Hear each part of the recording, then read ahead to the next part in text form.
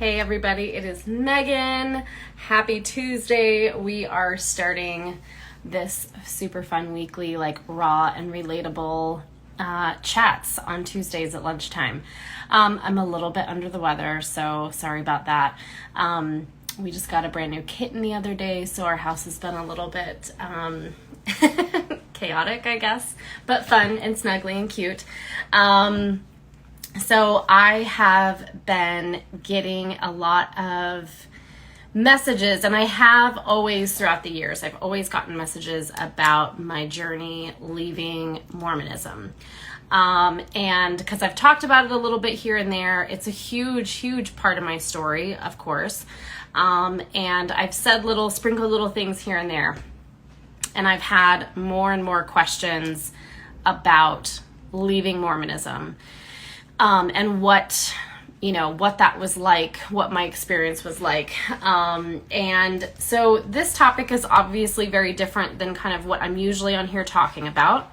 And even if you did not grow up Mormon, or even if you haven't left the church, or even, whatever your situation, I think the way that this can be relatable to you is the fact that we all, as part of our healing journey, we all have to dismantle indoctrination. We have to dismantle belief systems.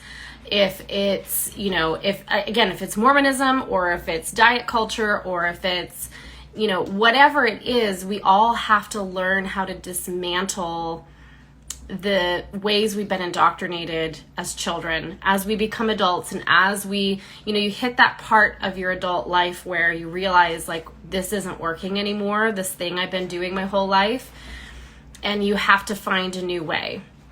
So I want you to join me today, even if you have no experience with leaving the Mormon church or leaving a religion or anything. I think this can be relatable to you, just because leaving those belief systems behind, leaving things that we thought were true to embark on who we really are, is relatable to everyone. And so I grew up in the Mormon church. I was raised in it my whole life, and did the whole very traditional Mormon routine, right?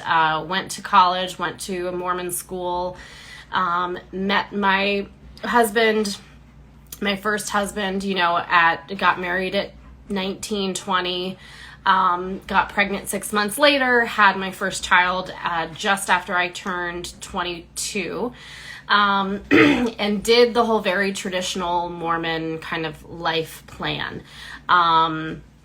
My first husband, my husband at the time, he did the same thing, raised in the church, went on a mission, we got married, we started a family way too soon. And, we're kind of thrown into life as adults, completely unprepared for the world, for children, especially a child with special needs. And it was quite a journey. And my experience with Mormonism was different than others in the sense that, and if you're from this culture, you'll know what this means, but, we were not very Molly Mormon. Molly Mormon is kind of a term that refers to people who are very, very staunch. My family was not very Molly Mormon. But we still went to church every Sunday. We, did things. I just wasn't very involved in the activities and different things. I think more just because I was shy and anxious, not because, I didn't believe in it. But, got married in the temple, and I think the first thing for me was when I had my son, and I had this little boy that I loved so much, and I started I remember feeling so terrified and sad about him having to go on a mission when he was 19. Thinking that for 2 years of this kid's life, my child, I was not going to be able to speak with him or see him. And I just remember feeling so heartbroken, even when he was 18 months old. I remember feeling so heartbroken about him having to go on a mission. And all of the things that I had been taught, obviously drinking and drugs, all that's bad. Sex is bad. Masturbation's bad. All these things are, punishable, like life in outer darkness kind of thing. And I just remember when I had my son, like it just changed everything, because I was like, all of these principles, like, didn't feel right to me to teach him. I didn't feel right telling him that masturbation was wrong. I didn't feel right telling him that, like, it wasn't okay for two same-sex people to get married. I didn't feel comfortable telling him that. I had never applied it to myself. I just went along with it. But I remember just like, that was my first kind of eye-opening experience, was like, I don't want to sit here and tell him that masturbation's wrong. I don't think it's wrong. I don't think like same-sex marriage is wrong.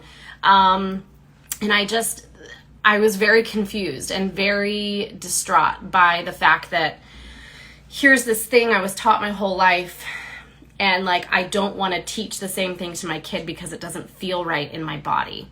And that was really the first kind of, for me, that first journey of realizing that, like, I had my own intuition outside of my family, outside of the church, outside of all these things that came and told me, like, you can't trust yourself, you have to listen to us. So that was kind of the overarching message of my, like, of growing up in the Mormon church, is you can't trust yourself. You need to look to someone else to tell you what to do. And that is something that, like, I see so many times with clients, is leaving a religion like that, a really high demand religion, and then jumping right into wellness culture as their new religion. So we're jumping from one person telling us what to do. We leave, we feel totally lost as adults, not knowing how to figure out what's true for us.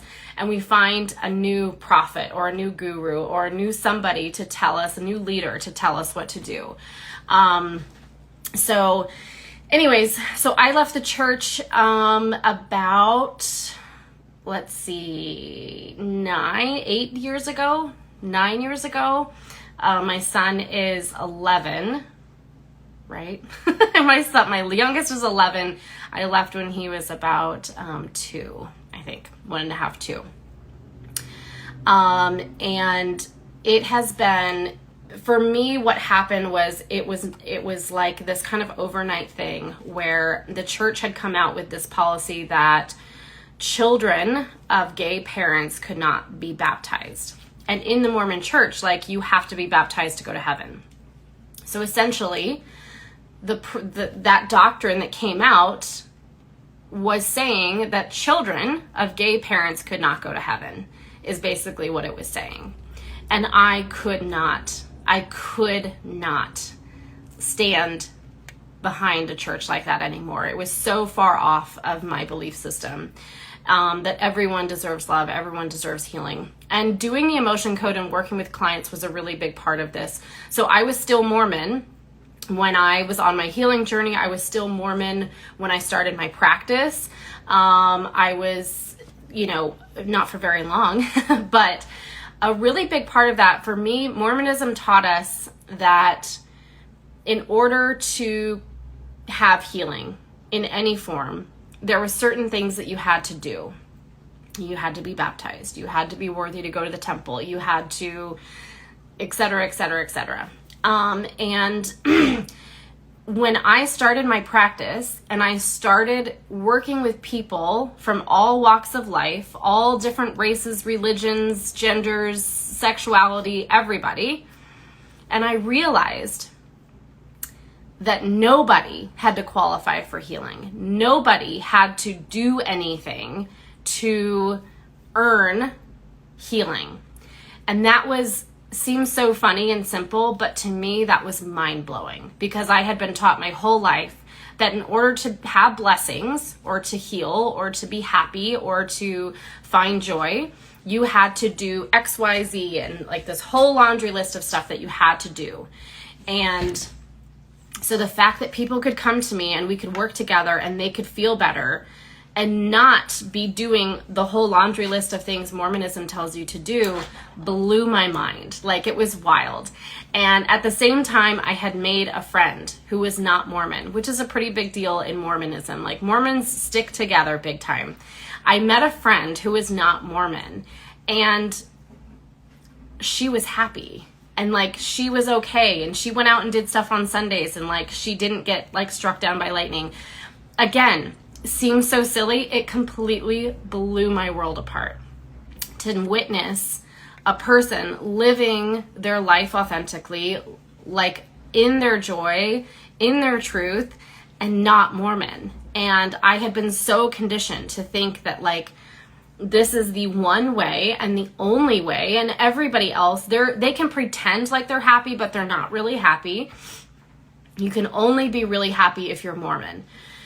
And so starting my practice and seeing people heal, witnessing that, and having friends outside of the church, realizing that these people were actually more happy and more authentic and more real than anybody I'd ever met in the church, just like completely blew my mind. I'm kind of rambling here, but basically I left about 9 years ago. It was the scariest thing I'd ever done. It's the best thing I've ever done. And it was overnight for me. I think I had been grieving the loss of this truth or what I thought was truth in my life for a long time. And then that doctrine or that new revelation came out of, gay or children of gay parents can't get baptized. And I read it, and I remember putting my phone down, and I was like, I'm done. Like, that's it.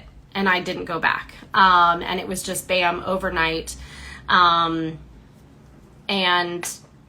it was, I think I cried for like 3 days straight. I laid on the couch and I started watching like videos on YouTube about people who have left the church. And I was like, oh my God, there's more than just me. Like, and it was finding this kind of community and recognizing that this was such a huge part of reclaiming who I really was. So if you're dealing with, diet culture, body image issues, anxiety, just basic overwhelm, trying to, we live in this world that is so upside down as far as what we really need as human beings. Any sort of indoctrination of like what you're supposed to look like, what your house is supposed to look like, how your kids are supposed to be, like all these things, the way we've been indoctrinated by religion, society, government, all of these entities. Part of your healing journey is seeing it for what it is and breaking away. It's taking what's right for you and using that, and then leaving the rest and becoming your own person, becoming sovereign, becoming like having that internal freedom, or that sense of internal freedom that I am who I am. I don't need anybody to tell me what to do. I don't need anybody to, tell me what to believe, or tell me what to eat, or tell me what supplements to take, or tell me what, who I need to be, or how I need to dress, or how I need to look, or what my body needs to weigh, or what my dinner needs to look like. Like, we don't need anybody to tell us those things. We have to come back. We have all been programmed on such a deep level to need somebody else to tell us what to do. And we don't. And so the message I want to leave you with today is, if you're struggling with leaving like a faith transition, leaving the Mormon church, leaving any religion whatsoever, I want you to know that you're not alone. There's millions of us that have been there and are there. There's people that you can talk to, but you are deep on this healing journey, and you are doing a great job. And any sort of indoctrination, any sort of program or organization that tells you need to do this, you need to be this person, you need to look this way, you need to do that, I want that to be like alert, alert in your mind. Those are huge red flags. if it's religion, if it's some guru, if it's whatever, some wellness culture influencer, whoever it is telling you what you're supposed to be and what your life is supposed to look like, I want those red flags to go off in your brain, and I want you to turn around and walk away. And hey, if you're Mormon and it works for you and you're happy, awesome. That I'm never going to tell you what to do, but I just want you to know that for some people, it doesn't work. For some people, part of their journey has to be leaving. It has to be stepping away and finding their own strength. And it is fucking terrifying. Fucking terrifying. I am 9 years out of this religion, and I still have to remind myself a lot, ask my husband, quite a bit, that I have to remind myself that I'm okay.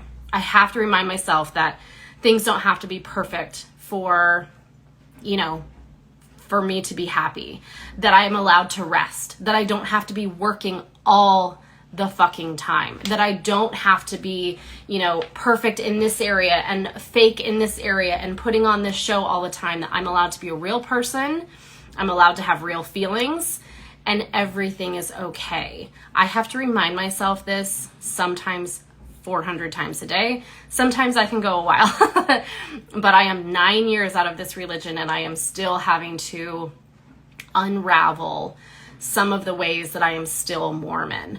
And, especially when it comes to parenting and different things, like there's a lot of layers there. So if you are someone who is leaving the church or has left the church, and it seems like, my gosh, at some point I should be over this.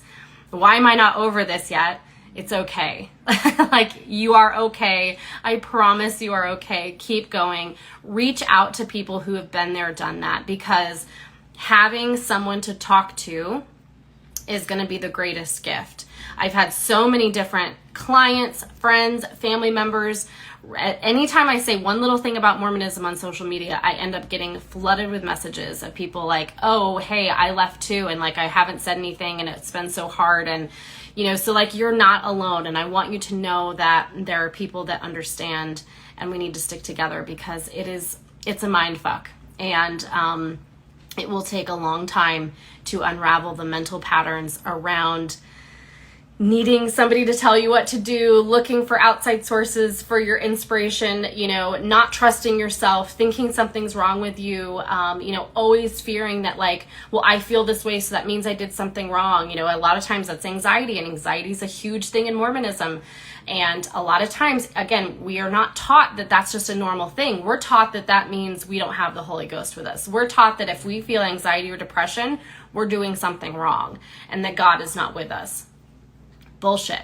So it's unraveling all that and getting back to understanding that our feelings, good, bad, neutral, are all okay. Our house is okay. Our kids are okay. Ourselves, we're okay. Our body's okay. Everything's okay. And just getting back to being raw and relatable. And I'm going to wrap it up. But thank you guys so much for joining me today. If you have questions about this topic, like, this is something that I can work on dismantling many years over. So I would be happy to chat more about it. But in general, walk away from all the things that are no longer serving you, so that you can truly be who you are. And I hope you have a really, really good, authentic day.